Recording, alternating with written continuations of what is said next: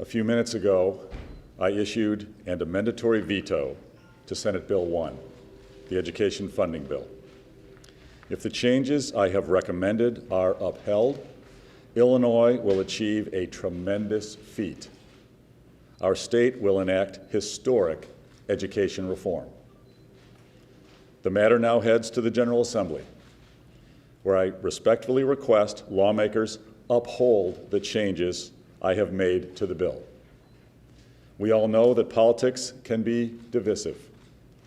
There has been a lot of debate in this building since I took office, and before that time too.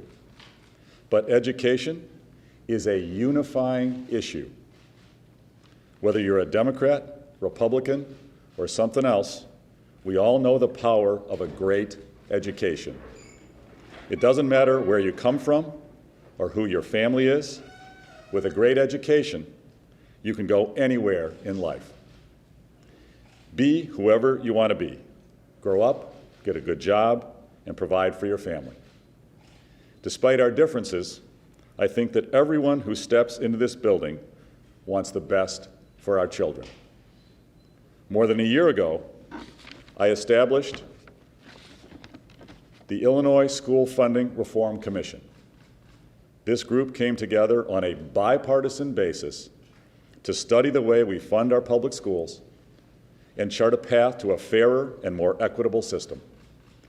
Senate Bill 1, as it is currently been written, does not achieve both fairness and equity for all Illinois students. And it did not meet the expectations of the School Funding Reform Commission. So that is why I have issued this amendatory veto.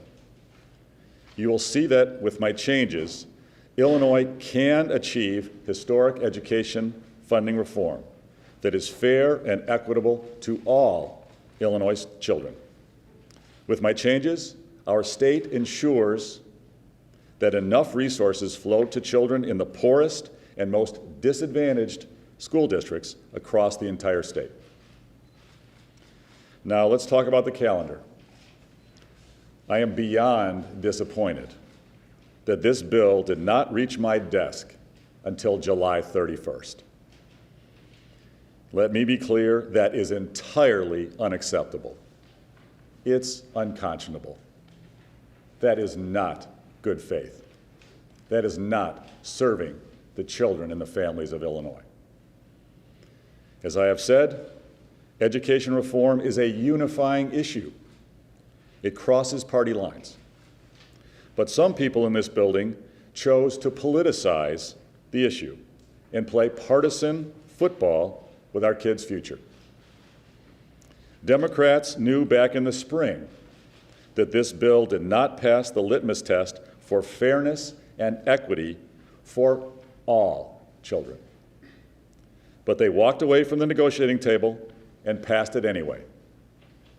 And then Democrats in the Illinois Senate spent 2 months using a procedural quirk to sit on the bill, to stall the bill, stall any real negotiations. Negotiations could have kept up this spring. We could have been negotiating all summer long if there was a sincere desire on the other side of the aisle to have those negotiations. Instead, school leaders and families began to get nervous about schools opening on time or being able to stay open. Just last week, there was an article in the Chicago Tribune that said West Aurora School District 129 had to take out short-term debt to tide the district over until state money comes in. And that school district can only stay open until Halloween without state funding. In Bethalto, Unit 8, in the St. Louis area, the school district superintendent said in news reports that the district would not be able to stay open for more than a month without general state aid. It's disgraceful. Last week, I asked some Republicans to go negotiate with Democrats on this issue, even though they refused to send the bill. If Democrats do not want to send me Senate Bill 1, fine. Send something else. But let's put all our cards on the table. Negotiators met for hours this weekend Negotiations continued even this morning. Unfortunately, lots of talk about coming together, but no real action. Our kids deserve better. We have to do better. So this is the bill that was sent to me. And I've taken swift action as I promised. I believe these changes put Illinois on a better path for all our children. My suggestions ensure that our education funding system is fair and equitable to all students in Illinois. I encourage the General Assembly to move quickly for our kids. Thank you. I'll take questions. Governor, I just want to clarify, did your amendatory veto remove both the $250 million CPS block grant and the $215 million pension payment for CPS teachers? Were both removed by your veto? The pension payment still would exist, but it would happen in a separate appropriation, a separate line. So it's not actually part of your veto, because you can't put something So from one bill in. we have passed out to you and everyone every detail of my mandatory veto. So you can check every fact, and if you have any questions, you can be in contact with our team. Governor, would you summarize what it is that you're changing and why you're changing those aspects? The short summary is we need to treat all our low-income children equitably and fairly. We have low-income disadvantaged children in Chicago and in Waukegan and in Maywood and Blue Island and Rockford and Danville and Decatur and Springfield, East St. Louis, Carbondale. All of our children should be treated equitably. SB 1 in its current form basically took the significant increase in school funding that I have advocated for and diverted hundreds of millions of dollars of it away from the classrooms around the state and diverted it to Chicago, unfairly hurting children across the state and unfairly advantaging one school district, a school district that has mismanaged its pension systems for decades. The bill also includes massive new spending requirements in the future that ties legislators' hands, elected officials' hands, school superintendents' hands in a way that is unfair and unreasonable. We should have more school funding in the future. I have been a strong advocate for that, but we should not be forcing certain spending. We should not be tying the hands of elected officials. Governor, can you please address the possibility that with your veto, lawmakers either may not accept these changes or may not be able to override them, and then we don't have a school funding formula, and schools will possibly go out without one? I have issued mandatory vetoes to a number of pieces of legislation that's come to my desk, and there are a number of instances where the legislature acted, redrafted the bill to reflect exactly my mandatory changes, and passed that bill, and then I go on and support it. And I'll give you one example, and there are others. The automatic voter registration bill. That's a year to get an agreement on that. You can't wait a year. So I mandatory vetoed that bill immediately. They turned around and passed a new bill with exactly my changes. How long they choose to take to do it is up to the General Assembly, but they have done it. And I'm calling on them right now, pass a bill that reflects my changes, and we can move forward and have our schools open on time with fair funding for everyone. Governor, you said that this is a Chicago bailout.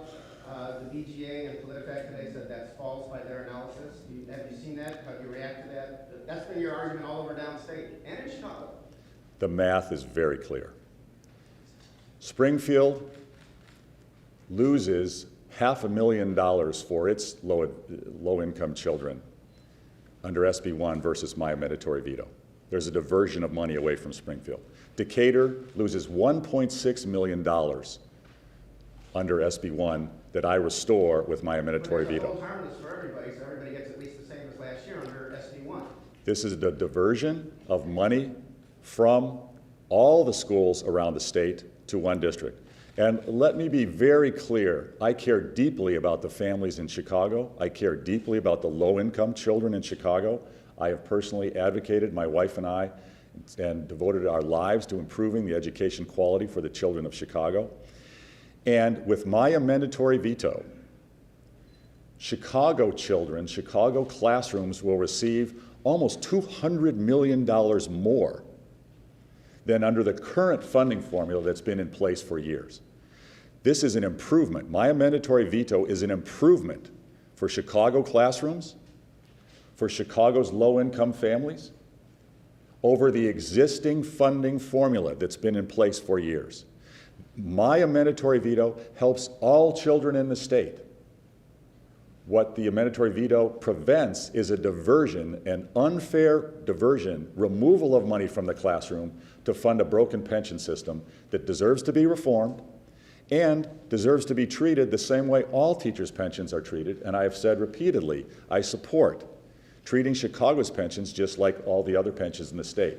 We should do that. It should be properly done. The right way to do it is not by inserting that action inside an education funding bill and diverting money from the classroom. Governor, you campaigned, The next step forward here is bill sponsors. Have you or other Republicans had any conversations with Senator Rauner trying to persuade him to consider or concur with your AV, and how have those talks gone? I believe that there are negotiations continuing today. I encourage those to continue. I hope the General Assembly takes action quickly. Our children deserve it.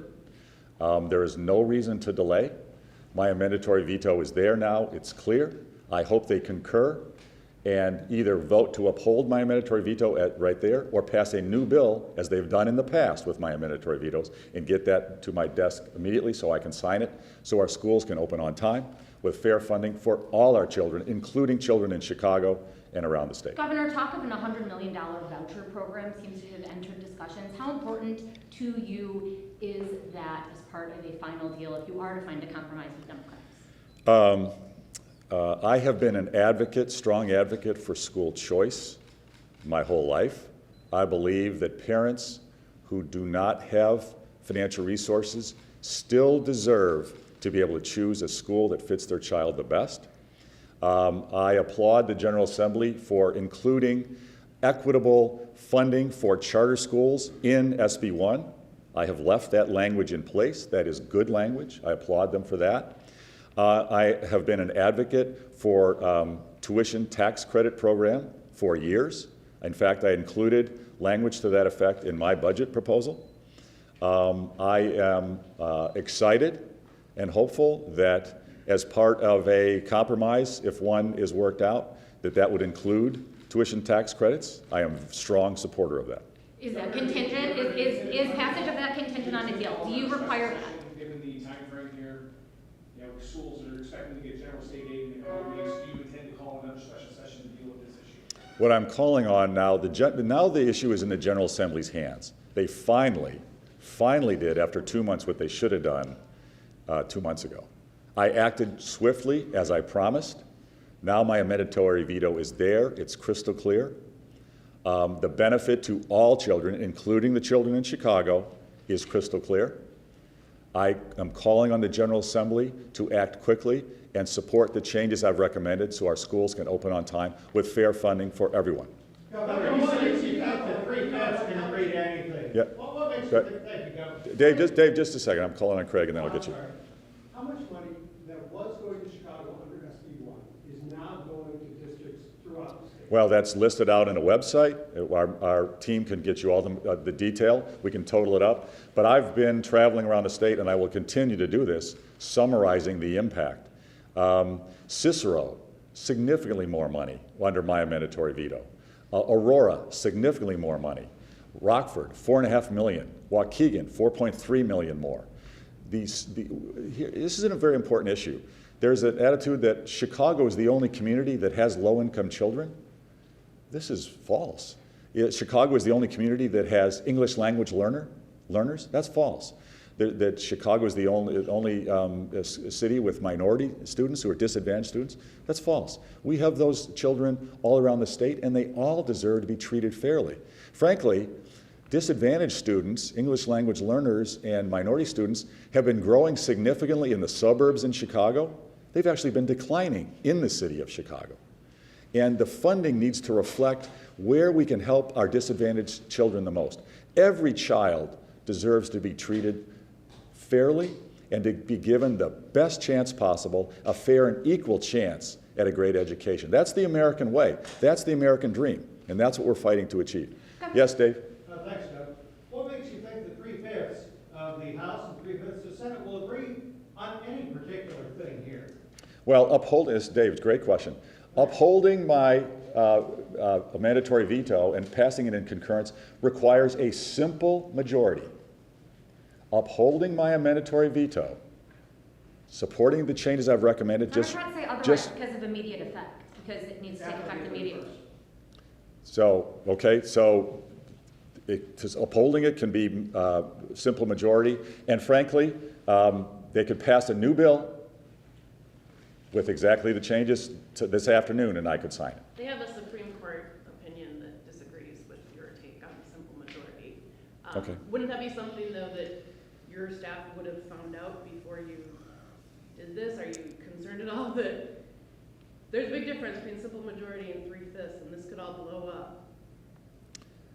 What we need is fair and equitable funding. This bill should have been sent to my desk June 1st. I acted exactly quickly, exactly as I laid out, exactly as my constitutional authority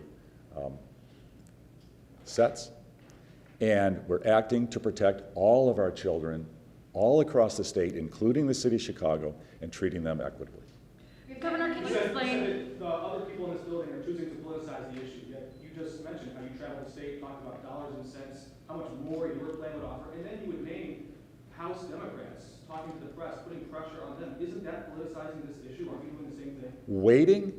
Waiting, and not acting and not negotiating in good faith, that's unconscionable. That's using our children's futures as pawns. They should have done the right thing, passed the bill so we could act. And then putting out false spin, Bernie outlined, this isn't a bailout, this is wonderful for everybody. No, that's false. The numbers that I've put out and the numbers I'm traveling the state, and I will every day, is the truth. The economic impact, the economic benefit for every child in the state is laid out clearly in our website. We need the truth to be told to the people of Illinois, not political spin. Sorry, Governor. Thanks very much, Do you everybody. want I legislators appreciate to it. continue negotiating, Governor? Or would you rather they accept your changes